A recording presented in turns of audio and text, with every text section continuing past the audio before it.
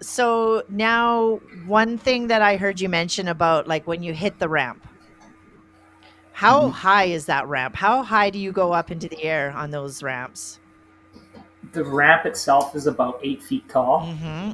and then we are from 25 to 30 feet off the ground. Yeah. Yeah. The That's bike a itself. long ways up there. Yeah. Yeah. Yeah. When we ride indoors, we need a minimum of about 44 to 45 foot ceiling. Yeah. So that is, we're not going quite that high, but that's Mhm. kind of a bit of a safety buffer as well, because certain tricks you put your feet up higher than others and things like Mm, that. So that would make sense. So what does it involve? Like when you say hitting the ramp, like is there any type of practice that you do in preparation of hitting the ramp? Is it kind of just like you approach, stop at the top, come back down, or do you just go for it? the more comfortable you get with it, Hmm. the easier it gets to show up and ride, obviously. But Hmm. usually the first hit of any day or a new setup. So when we move the show from place to place, every time you hit there, even though everything's measured and as calculated as it can be, and it's the same jump that you hit, a week prior, the first one is always a little nerve wracking. And Yeah. the biggest thing that I make sure is ready is the bike, because if your bike's not warm Mm-hmm. or if you have bad fuel or something, you want to try and catch that beforehand. So I usually do 2 or 3 run-ins Hmm. before I actually hit the ramp. Whereas you just kind of run in and look at the ramp with the intentions, but just kind of run off to the side of it and miss it, Hmm. and you make sure the bike power feels right and it's Ah, ready. Because if the bike fails you at all, obviously that's where lots of failures come from. Is bike yeah. failure. It's Putting too much trust not into anything your to do. equipment. Yeah, for sure. Yeah, and that's So that's, actually I'm sure we'll get into that, but yeah. that's where a lot of the calculation comes from, is making sure the setup and the bike and everything is 100%. Yeah, so a little bit of a safety check, equipment inspection checklist. For sure. Yeah. Yeah. Now, do you Very do your own important. wrenching on your bike, or do you have a tech to do all that for you? Uh, to a certain extent, I do, Mhm. but no, my tech or my mechanic is Justin at Duff Moto. He does all Oh, my okay. my serious work. Yeah. So I do my simple maintenance. Mhm, I grew up doing it. So air filters, tightening the chain, mhm. simple, adding extra. If I get a new part, I'm usually game to try and put it on myself. Right. But when it comes to motor rebuilds Mhm, and the serious stuff that Justin has been to school for, that I let mhm. him handle that, because he's Yes. the Yeah. professional. So And Justin was Duff Moto, the guy with the beard? yes, correct. Yeah. Yeah, I started following him. Yeah, So way to go, Justin. Yeah, right on. yeah. He's a Yeah. he's a beautiful soul. Yeah, Helps me for lots. sure. Yeah, it sounds like you got a good Yeah. team there. All right, so we're gonna kind of just go into a little bit of the risk tolerance awareness because that's like the kind of like the main topic here. Yeah. Now we did kind of cover some of it already, but so one of the key factors in risk tolerance awareness is overestimating capability and or experience. So we have this sometimes our ego can get in the way, right? We're like, oh, I can avoid that, my reflexes are fast, you know what I mean? And this is the kind of things that we cover in safety. So when you're overestimating capability, like what would you kind of tell somebody that was new and upcoming into the scene, that is a little bit maybe trying to impress everybody, taking risks that maybe they're not capable of? Were you ever in a situation like that? Um, I definitely tell any advice I have for any newcomers or someone like that Mhm. is definitely take it slow. Like Yeah.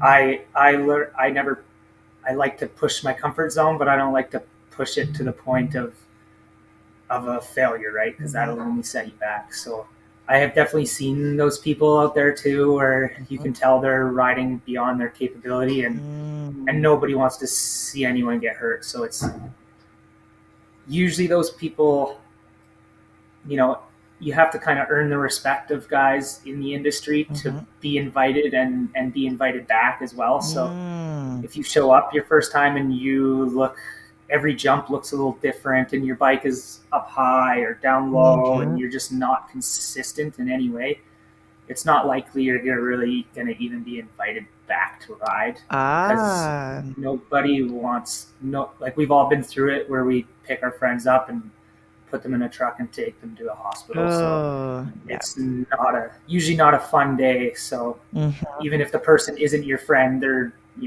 obviously some sort of acquaintance, and you Of don't want to see course. anybody get hurt Yeah, like they're that. part of your So community. Yeah, so what I heard there was that there's some markers, whether the bike is too high, too low. So there's like indicators that are telling you or the mentors, the ones with more experience that, hey, this guy's riding out of his capability. So, for sure. Yeah, as you come off the ramp, your body positioning kind of determines how the bike sets mhm, itself up in the air, mhm, like nose high or nose down or equal. And for certain tricks, you want it to do different things. right. But just for the learning aspect, if you don't see somebody catching on to that quick and trying to just, if they're already trying to do tricks before their bike control is there, it's kind of Mm, like, hey man, you need to just slow down and try hitting the ramp like 20 or 30 times without trying to do anything other than just control your bike. yeah. Yeah. Wow. So Yeah. And then, you definitely see those people that are like, oh, I want to, how do I learn this trick or whatever? And mhm, you're kind of like, it's mm. maybe don't worry about that yet, kind of, right? Yeah, yeah. Have you ever actually had to tell somebody to kinda slow down, get in check? Um, I can't think of something exactly, but I definitely Mhm. have had the conversation with people. Yeah, Maybe not right during the ride, but maybe mhm. after or something. You're kind of like, hey, Yeah, maybe you're not quite ready for that, or something yeah, yeah. along those Because lines. like, even as a safety in the oil field, a lot of, like, what the new young workers, sometimes they show up on site and they really wanna make a name for themselves, they wanna fit in, they want to impress the boss or the other workers, so they start taking risks. And in order to kind of gain that status, and it's like, whoa, slow down, slow down. So I've been in situations like that where I've had to take people aside and and put them in check a little bit, right? So it's very interesting to hear that you guys are like a camaraderie that do take care of one another and look out for each other. For sure. Now, another key factor is familiarity with the task. So, something that you've done over and over and over again, and I know that word complacency can kind of come in. However, have you Mm. ever found yourself in a situation where you gave yourself a bit of a scare, a close call? Maybe your mind wasn't in the game because you have done this so many times that you just kind of weren't in it? Definitely, yeah. I would say it's more of a, I can't remember an exact scare or Hmm. something, but I've definitely had days where just something doesn't feel right, and Mm. it's maybe how you slept that night or your morning routine was off, Hmm. and you're just not feeling right about something, Mhm. and it's very smart intuition to be able to notice that, and maybe tone it down for the day or even just stop for the day and take the Ooh, day off. I Yeah, like that. That is a really good answer, and I'd really like to actually dig into that a little bit more. So like for that to sure. me, that's like total 100% self-awareness. Like you said, you're feeling off. Maybe you didn't Yeah. sleep well the night before, and having that Hmm. awareness to say, hey, you know what? I'm just going to, hang up my helmet today, So that's For interesting. sure. So, with that being said, Brady, do you practice any type of techniques like meditation, grounding? I do see that you do work out and take very good physical care of yourself, which, falls into that category of physical capabilities. Because I Yeah. can't imagine, how much you get kind of bounced around on those bikes and the physical wear on your body, but the Yeah. mental wear. The mental is definitely big, and I think riding has actually kind of taught me that. I've kind of slowly learned it through. I would actually say the backflip is the biggest one, because Mhm, I had to be so mentally ready for it that it kind of showed me that the benefit of it. And mhm, as for like a strict meditation uh, routine, I would say mhm, I don't really have. I'm trying to dive into it a little more, and I have mhm, definitely locked myself in the room for 15 or 20 minutes with no noise, no phones, things like that, and just be alone with mm. your thoughts. but Yeah. I haven't turned it into a very strict routine yet. Um, Mhm. and then as for the physical part and grounding, when it's summer out, it's a lot easier. I'm fortunate enough to live on an acreage, so I love Mm. walking the dogs, and I usually get down by the river and take my shoes off and Mhm. hang out and stretch for 10 or 15 minutes, just Mhm. grounding as well. And I do find that very beneficial. Oh, wow, I love that. I absolutely love that. And, Brady, if you ever want any more tools for your toolkit as far as, like, mental groundness and stuff like that, I can give you lots. Because Awesome. because even as a public speaker, sometimes I get so incredibly nervous that, like, literally the physiological changes in my body will almost debilitate me. Where you lose Mhm. strength, you get a really dry mouth, and I just feel like the impending doom. And I can't imagine, I can imagine that could happen before competition, right? That real nervousness. Yeah. Yeah. So, I mean, some of the tools that I can share with you are to activate your parasympathetic nervous system.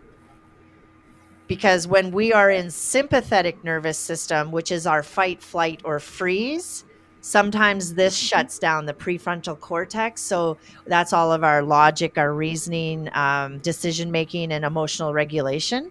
And sometimes that can actually, turn into like anxiety attacks or panic attacks or something. And have you ever experienced anything like that before a show?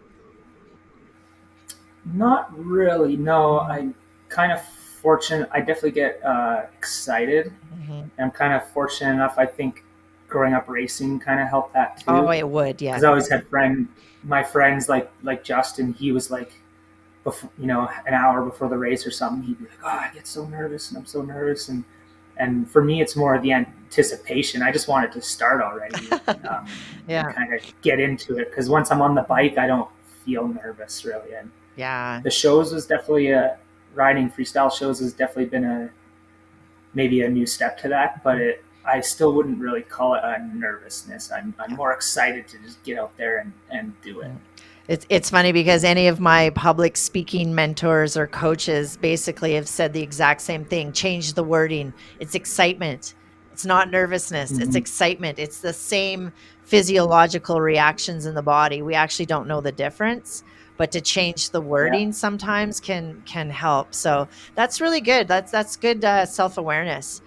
Maybe I'll give you the tools so that you can help somebody else when they have a little. Uh, Yeah, yeah, for sure. yeah, for sure. No, So have you thank you. ever had a crash? Yeah, definitely.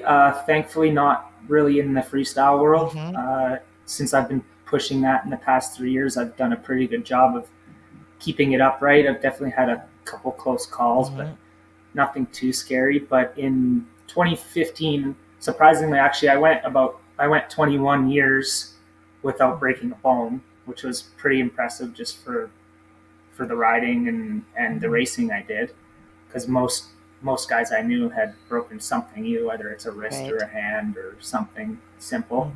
Mhm, But at 21, I uh, I kind of went over the bars on a jump and kind of got ran over by my own bike, and it mm. broke my scapula in my Ooh, back, that's a tough one. Ouch.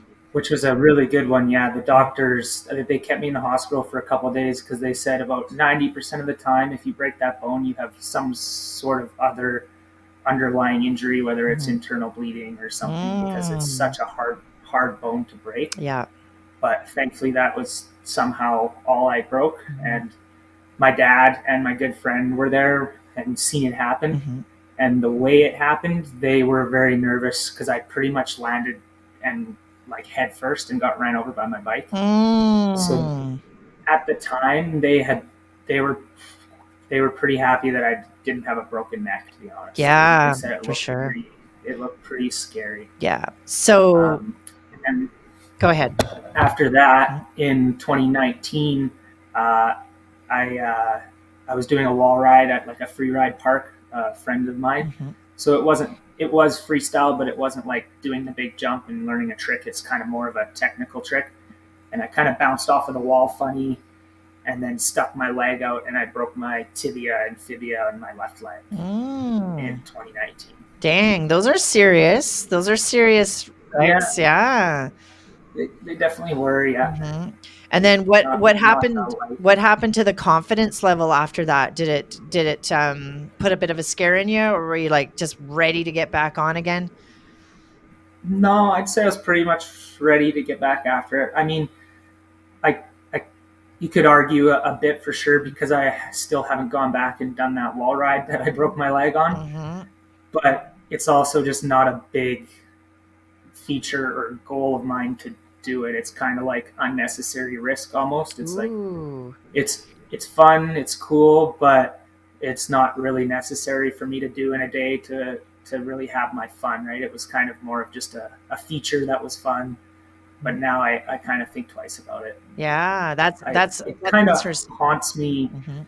It haunts me maybe just a little bit. You kind Mhm. of want to conquer it because you don't want it to win the battle, Mhm. but at the same time, I've accomplished so many other things from that.